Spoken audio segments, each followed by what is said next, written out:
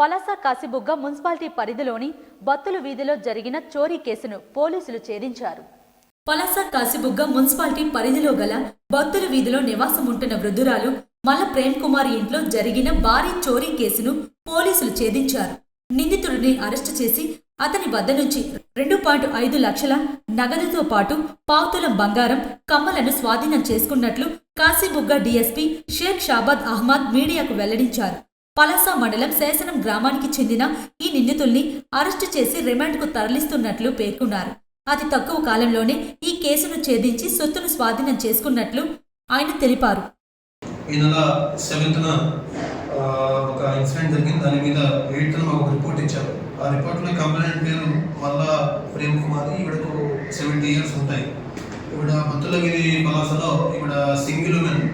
ఈవిడ pension amount వస్తుంటుంది, దాంతోపాటు ఈవిడ క్యాషియో ఫ్యాక్టరీస్ లేబర్ వర్క్ చేస్తుంటుంది. సో ఈవిడ దగ్గర అరౌండ్ 2.5 lakhs అండ్ కొంచెం గోల్డ్ కూడా ఈవిడ దగ్గర ఉంది.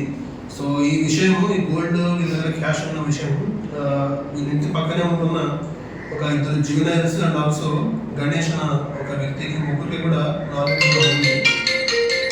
సో దీంట్లో ఏంటంటే దీంట్లో ఒక జువెనైల్ లేడీ ఉంటుంది. వాళ్ళ అక్క ఎంగేజ్మెంట్ ఒక 15 days బ్యాక్ అయింది.